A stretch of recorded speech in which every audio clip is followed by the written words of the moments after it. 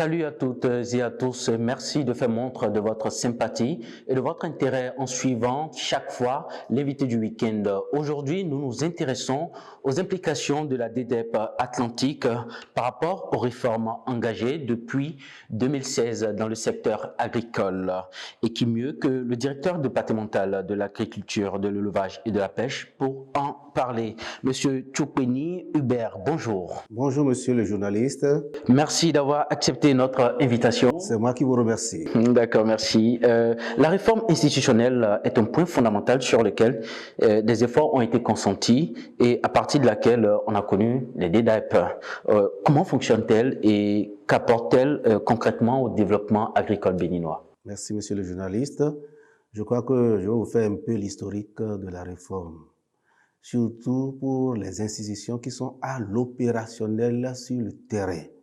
Vous savez qu'en 2016, le CARDER a été liquidé, principal bras armé du MAEP sur le terrain. Pourquoi? Parce que le CARDER est devenu inefficace, trop lourd et jouant plusieurs rôles à la fois.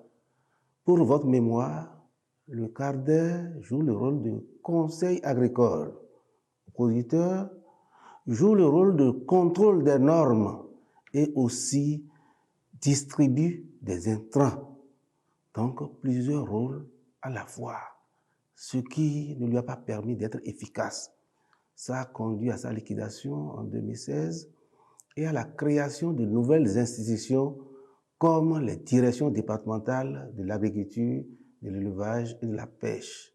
Il y en a 12 dans le pays, une direction par département.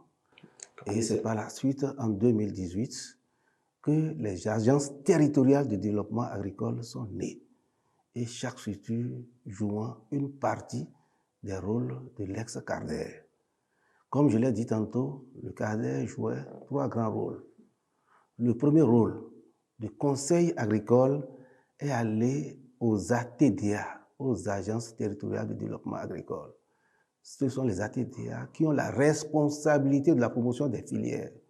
Et ces filières-là ont été territorialisées pour pouvoir répondre aux besoins, aux capacités des terroirs à produire telle ou telle culture. Deuxième institution qui est née bien sûr avant la TDA, c'est la DDAEP, Direction départementale de l'agriculture, de l'élevage et de la pêche, qui joue le rôle de contrôle des normes. Parce que si vous produisez, il faut produire en qualité pour le marché. Donc, la DDAEP est là pour assurer le contrôle et les normes de tout ce qui est produit. La troisième fonction de commercialisation d'intrants agricoles est aller au privé. Le gouvernement l'a laissé au privé.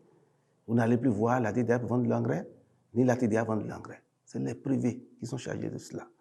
Donc voilà comment la réforme a démarré et quels sont les rôles de chaque institution. Au niveau de la DDAEP, j'ai parlé du contrôle des normes. Aujourd'hui, si vous voulez produire de l'ananas, qui est la filière phare du pôle 7, et que vous produisez cet ananas-là, des milliers de tonnes que vous mettez sur le marché, et qu'on découvre que ce produit est impropre à la consommation, c'est que tout sera détruit, les efforts sont vains. C'est pour cela que la DDAEP est aux côtés des autres institutions pour jouer sa partition, depuis la fourche jusqu'à la fourchette. Si nous prenons un exemple concret de l'ananas, c'est nous qui contrôlons les normes en matière d'installation des cultures.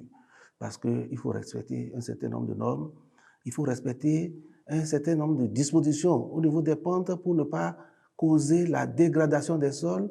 Il faut respecter un certain nombre de couverts végétaux en matière de défrichement. À partir de là, même si on va au niveau de l'installation même des rejets, il faut que les rejets respectent un certain nombre de normes.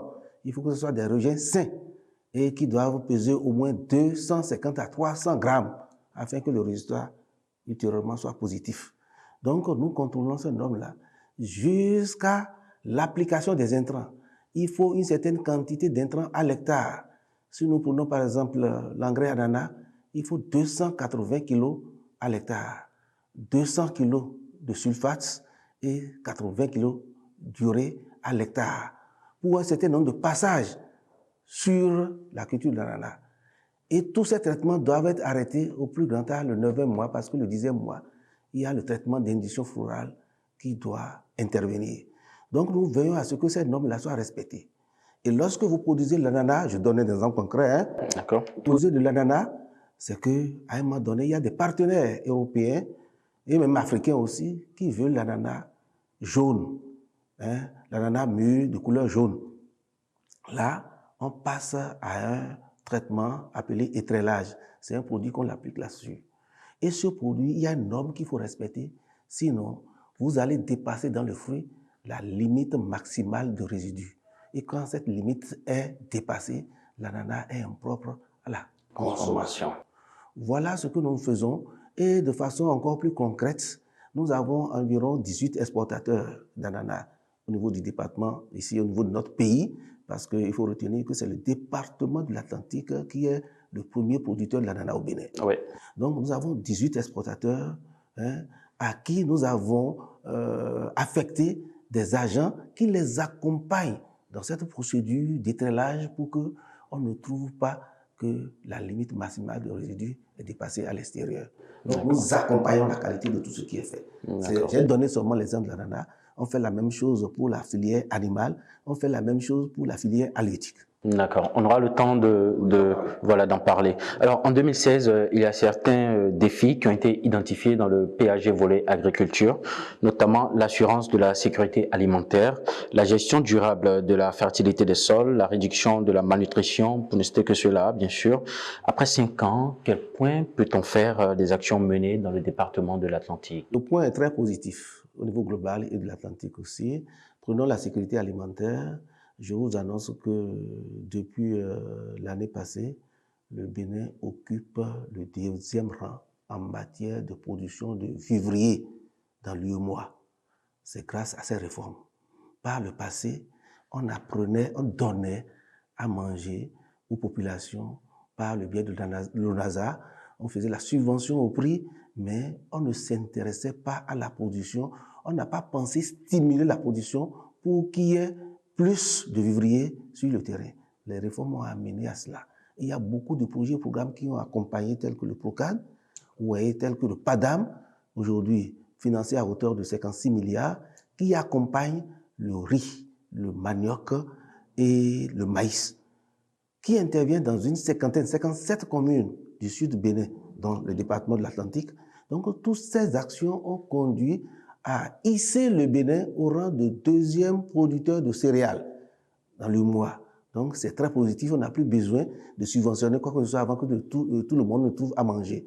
Aujourd'hui, la couverture en aliments fait environ 180% de la population. Donc, nous produisons plus qu'il n'en faut et on exporte. Waouh! Voilà. J'ai bien envie de revenir sur la synergie entre les DDEP, parce qu'on parle de réforme et on a connu la DDEP, on a connu aussi les ATDA. Quelle est la synergie entre ces deux? La complémentarité. La complémentarité, allez-y. Monsieur le journaliste, c'est une complémentarité, comme je vous le dis. L'ATDA est là pour la promotion des filières et les filières phares, je crois que vous les connaissez très bien. Exactement. Il s'agit de l'ananas, il s'agit des cultures maraîchères, il s'agit aussi de l'aquaculture, oui, il s'agit aussi de quelques cultures de diversification comme le riz et les œufs de table. Exactement. Vous voyez, nous les accompagnons en matière de qualité. Ce n'est pas nous qui vulgarisons les techniques culturelles. Par exemple, pour la production des œufs, nous sommes en train d'accompagner la TDA qui a mis en place des poussins de ponte un peu partout dans le département. Nous sommes en train de les accompagner en matière de qualité. Donc, nos agents inspectent les œufs avant qu'on les mette à la consommation, à la disposition des consommateurs sur le marché. Donc, nous contrôlons la qualité de ces œufs. Et pour montrer que ces œufs ont été bel et bien contrôlés, nous sommes en train de prendre les dispositions pour l'estampillage, marquer chaque œuf. Et la marque porte l'identité de la structure qui a produit ça. Et ça prouve que l'agent inspecteur est passé pour inspecter, donc c'est bon à consommer. Okay. Donc prochainement, lorsque vous allez voir les œufs estampillés, c'est des œufs de qualité. Donc nous accompagnons l'ATDA dans ce sens-là. Donc il y a une synergie d'action. Comme je vous l'ai dit tout à l'heure, l'ATDA a mis en place des poussins de ponte oui, sur le terrain, mais nous, on accompagne tout cela. Les résultats qui sortent, les œufs, nous inspectons pour que ce que nous mettons sur la langue soit de bonne qualité. Lorsque nous allons au niveau de la viande proprement dite, nos agents sont là, nuit et jour, vous ne le savez pas, pour inspecter tout ce que nous mangeons comme viande dans les boucheries. D'abord, l'animal est inspecté vivant. C'est l'animal d'abord vivant qui est inspecté. Et on va voir si l'animal ne présente pas des symptômes de maladie. Lorsque l'animal présente des symptômes de maladie, on pousse plus loin l'inspection pour détecter de quelle maladie s'agit-il. Et si l'animal ne peut pas aller à l'abattoir en ce moment-là, vous envoyez encore l'animal au traitement, à l'élevage. Et l'animal est traité. Il faut voir, il s'agit par exemple pour le profane, de voir si les fosses nasales coulent, si l'animal bave, s'il y a de la gale sur la peau, etc., etc. Donc, c'est des signes extérieurs qui indiquent. Et lorsque l'animal est inspecté et que l'animal est sain, on procède maintenant à l'abattage, on abat l'animal et on l'habille, c'est-à-dire on enlève les fanères, on enlève la peau et on sort tout ce qui est vissé à l'intérieur que nous inspectons. Et il y a des signes qu'on recherche. Et après ça, on coupe les muscles pour rechercher aussi des maladies. Et lorsque tout cela est fait et qu'il n'y a pas de maladie, on pose un cachet sur la viande et c'est ça qu'on appelle aussi estampillage. On pose l'estampille sur la viande pour dire que cette viande est propre à la consommation. Donc, en matière de viande, c'est ce que nous faisons. En matière de production végétale, par exemple, j'ai déjà parlé un peu de l'ananas, je vais parler du palmier à huile. Aujourd'hui, parler encore du palmier à huile parce que vous savez que nous sommes dans un département de production du palmier à huile par excellence. Nous avons sur notre territoire 15 coopératives d'aménagement rural que nous appelons les CAR, les palmeraies, sur 36 au Bénin. L'Atlantique seul compte 15. C'est énorme. C'est énorme, c'est énorme. Bon, le mono compte 4, le reste est pour Lomé et Plateau. Donc, il y a beaucoup de planteurs au niveau du département. Et il y a un phénomène qui se développe, et si on y prend garde, c'est qu'il y a des faux pépiniéristes qui, au lieu de s'adresser au CRAPP, c'est quoi le CRAPP? Centre de recherche agricole sur les plantes pérennes. C'est un démembrement de l'INRAP qui se trouve à Pobet, qui s'occupe des plantes pérennes comme le palmier à huile, le cocotier. Nous sommes d'accord. Donc, c'est cette structure qui est habilitée à mettre en place des graines germées auprès des pépiniéristes. Mais il y a des pépiniéristes indélicats qui vont récolter des graines sur des plants hybrides ou bien des plants qu'on ne connaît pas et ils vont faire germer ça. Et à un moment donné, le 1er juin ou bien au cours du mois de juin, ils vont vendre à la population. Et quand vous achetez ces faux plants, c'est ce que nous appelons faux plants, vous les plantez 10 ans, 12 ans, vous n'allez pas voir de régime sur ces plants-là. Wow. Alors que normalement, après 3 ans, vous devez déjà commencer par avoir les premières fructifications. Donc, nous accompagnons la filière palmier à huile, par exemple, en détruisant tous les faux plants. L'opération a commencé déjà depuis, je crois, depuis hier, avant-hier plutôt. Ça a commencé avant-hier. Et ils sont allés sur le terrain, puisque nous avons le répertoire de tous les pépiniéristes agréés avec les quantités mises à leur disposition par le CRAPP. Même si vous êtes agréé et qu'on vient vous voir et qu'on constate que la quantité mise à disposition est inférieure à ce que vous avez produit, il y a problème. Si on n'arrive pas à faire les distinguos, on détruit tout. Parce qu'il ne faut pas mettre la population en danger. Donc, vous voyez, en matière de qualité, nous on est là pour que la qualité y est. En toutes choses. Vous êtes vraiment à l'affût des choses. Oui. D'accord. L'éthique, c'est également une priorité pour le pouvoir en place. Alors, comment est-ce qu'au niveau de la DDAEP, vous travaillez à l'intégrer dans les habitudes des producteurs, précisément de l'Atlantique? Pas des producteurs seuls, des acteurs. Des acteurs. Du monde rural. D'accord. Je crois qu'à ce niveau-là, je vais vous dire qu'on a échangé ce matin avec le ministère par visioconférence sur les perspectives de développement des cultures du PAG de deuxième quinquennat. C'est dialectique. On ne s'est pas déplacé. Chacun est resté dans son coin. Et nous avons développé, on a échangé beaucoup. D'autres sont restés dans l'Atakora, dans la Libori, dans le Mono, et ainsi de suite. Vous voyez ce que nous disons? Donc ça, c'est un aspect positif. On n'a plus besoin de se déplacer avant d'échanger, avant de tenir des conférences. Donc, c'est entré dans notre habitude. L'autre chose, la collecte des données statistiques aujourd'hui. Par le passé, on émet des fiches, des papiers. Et on a des agents enquêteurs qui vont sur le terrain, qui vont demander le nom et prénom, superficie emblavée, qui enregistrent tout. Nous sommes d'accord? Et on amène les papiers et on commence par traiter manuellement.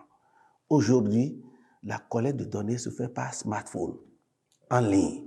Lorsque vous êtes en train de remplir le questionnaire en ligne sur votre smartphone, c'est enregistré directement au niveau de la structure maîtresse qui va faire les analyses. Donc, on n'a pas besoin de se déplacer avant d'envoyer les données à la base. Vous voyez, c'est très, très positif. Il y a d'autres choses encore qui sont en train d'intervenir au niveau, par exemple, le Wi-Fi pour la communication. Donc, presque toutes les DDR ont le Wi-Fi pour communiquer avec les agents, ainsi de suite. Donc, c'est cela que nous sommes en train d'intégrer progressivement. Et bientôt, il y aura une formation sur l'utilisation des drones.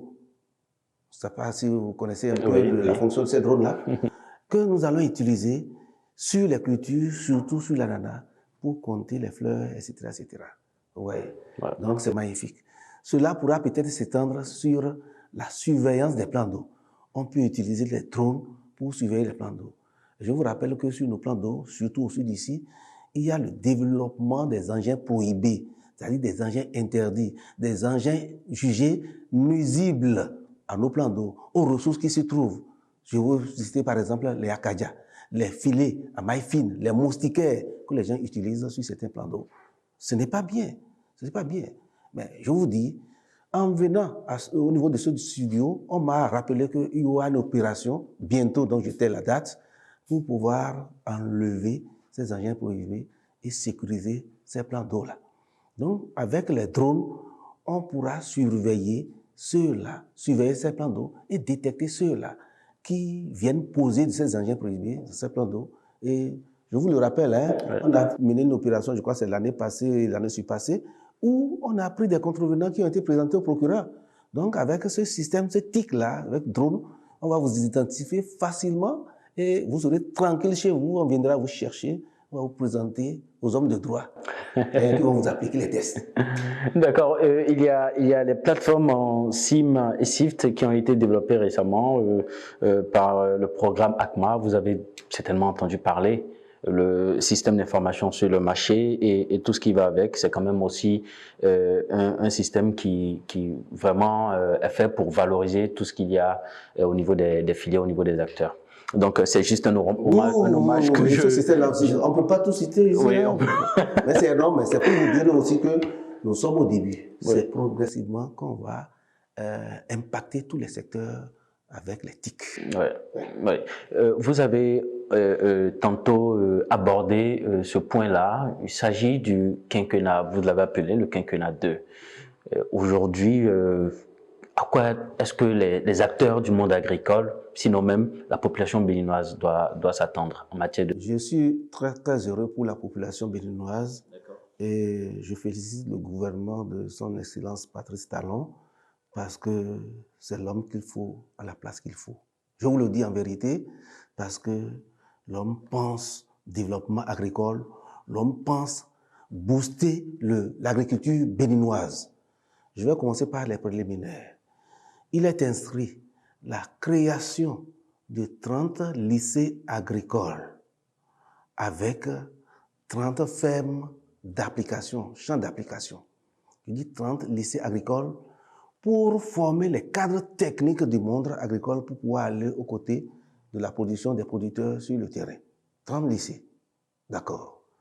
Et 30 fermes d'application de 1000 hectares chacune pour pouvoir accompagner ces lycées-là.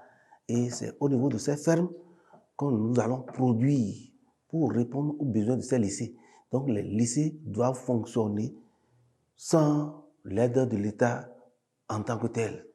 Vous voyez, avec ces fermes-là, modernes, où l'exploitation sera mécanisée, on aura la maîtrise parfaite de l'eau, etc., etc. Donc c'est pour vous dire que on est en train, le gouvernement PAG2 veut former des cadres techniques pour accompagner le développement agricole. Premier point.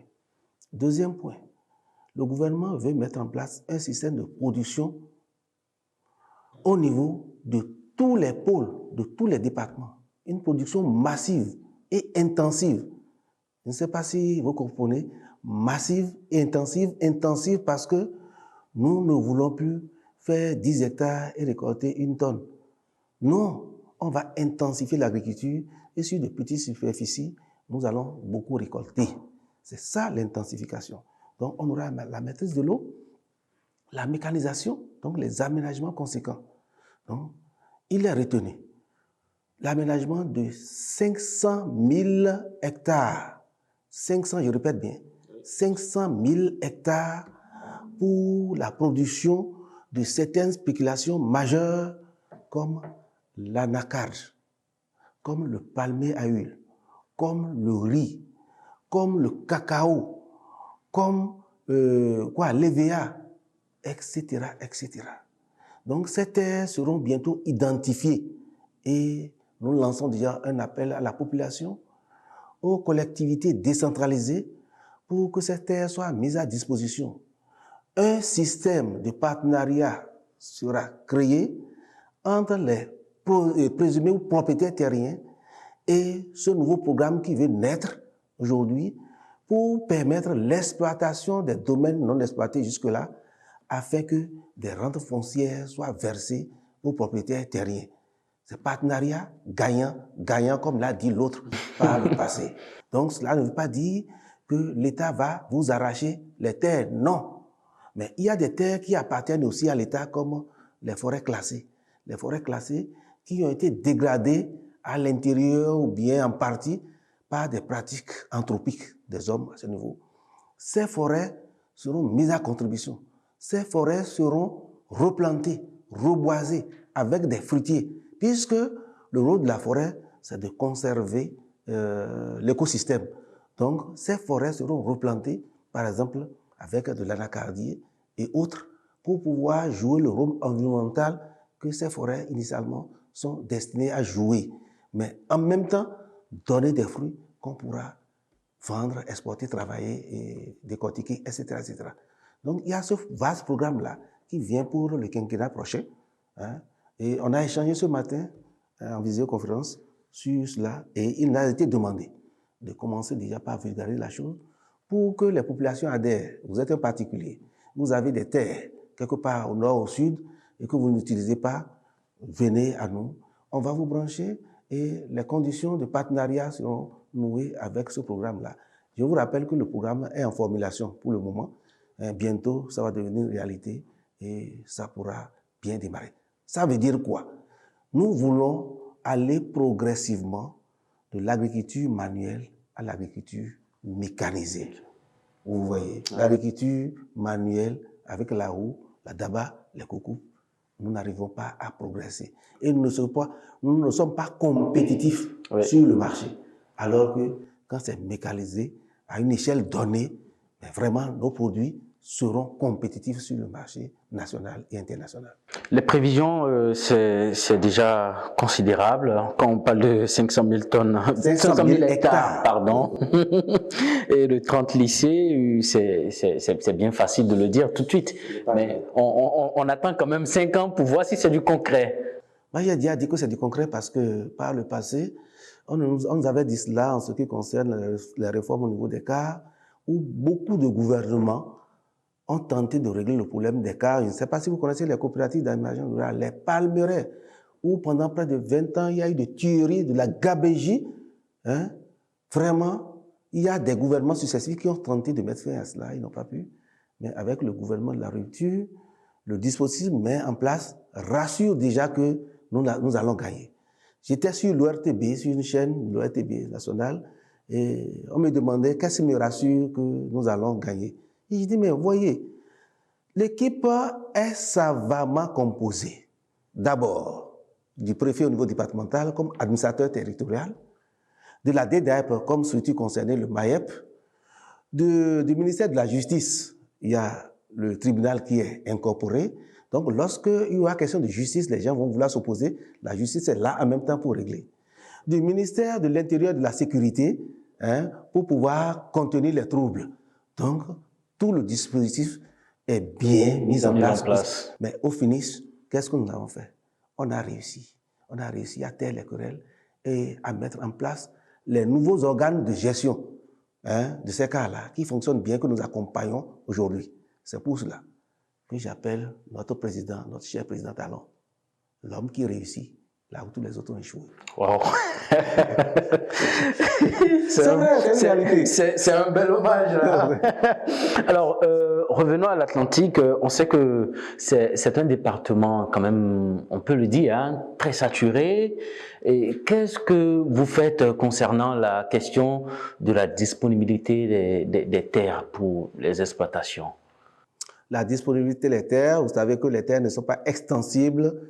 Hein, les terres sont toujours restées ce qu'elles sont. Mais ce que nous faisons aujourd'hui pour tirer le maximum, c'est l'intensification. C'est-à-dire produire beaucoup sur un petit espace. En ce qui concerne la culture d'ananas, lorsque nous avons constaté que les espaces ne suffisent plus, on a commencé par chercher à coloniser d'autres espaces en dehors du département.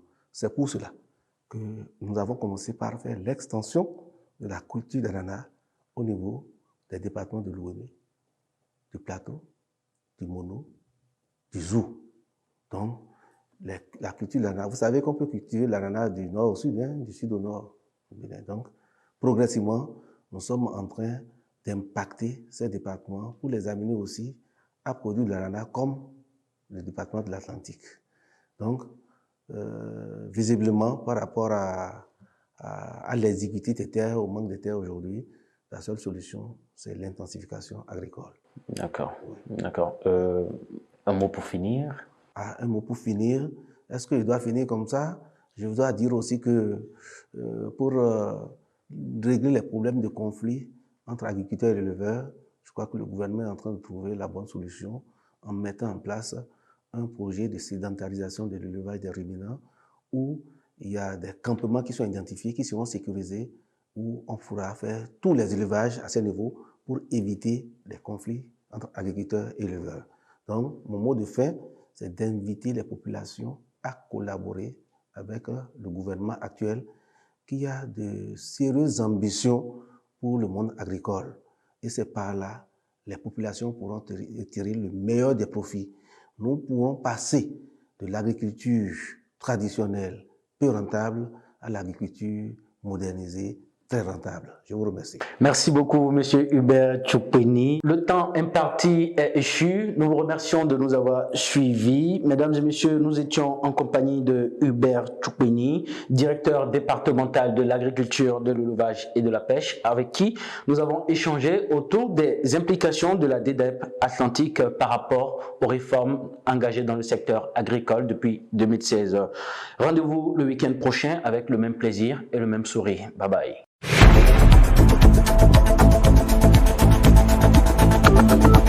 Thank you.